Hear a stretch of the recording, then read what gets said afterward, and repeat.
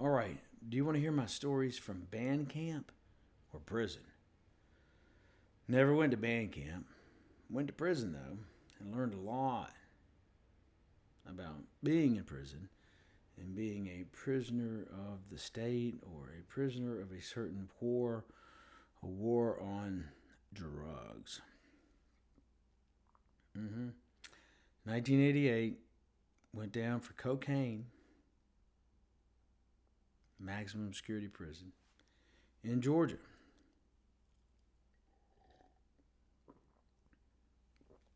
I've drank a lot of beer in my time, smoked a lot of weed, done some cocaine, mushrooms, benzodiazepines, opioids, antidepressants,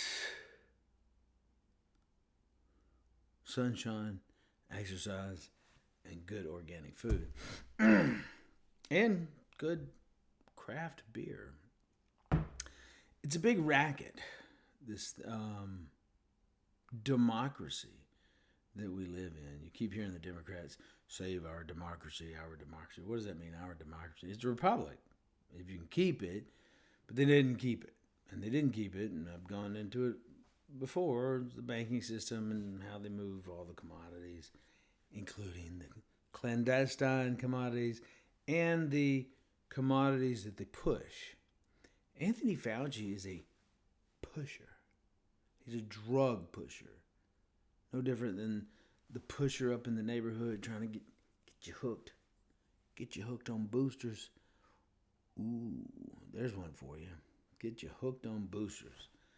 What does that mean? Well, go back in coronavirus history. Coronavirus changes its corona. And they've theoretically, I don't think they have because the testing's been flawed from the get go.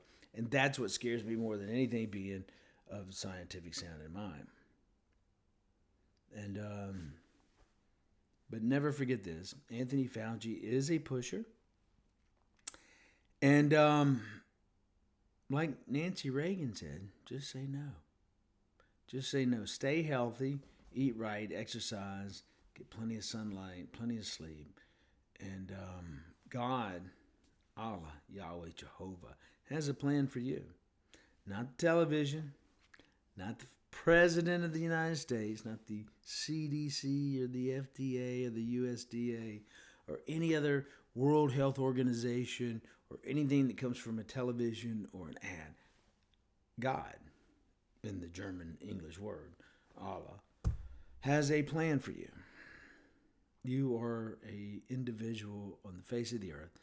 And if I've learned anything, if I've learned anything about being a nurse, when I go in the hospital, I pray the Hail Mary. I pray the Our Father, who art thou. And I've understood this, that humans are part of God's creation.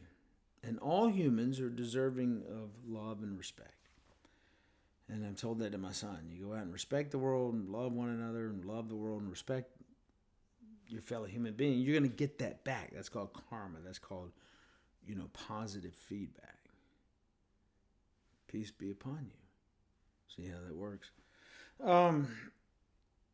Anyway, I'm wanting to know if the people behind Icky 24 or Icky 29 or Icky 19 or when the hell did this ever start? Icky 18, flu of 18? Bottom line, the majority of us would not be here today if it weren't for fermentation. And I don't just mean fermentation beer, but fermentation. Whether that occurs in the gut or on a piece of bread with penicillin or whatnot, there's this process that goes on in the biosphere. We live in the biosphere, where we live. And you either adapt or you die. And the strongest will survive. And that is the biosphere. It's evident every day with roadkill. It's every day in the jungle. It's every day here in the biosphere. Stay healthy. Eat right, exercise, get sunlight, plenty of clean water. And don't let the television scare you, because it's brought to you by its favorite sponsors, and Pfizer's one of them. If anything that we've learned in these last 3 years is that you're always entitled to a second opinion. Excuse me, I've had tacos tonight. A second opinion, and without a doubt, informed consent, proper informed consent. And what people did not get during this propaganda, Icky 21, was proper informed consent.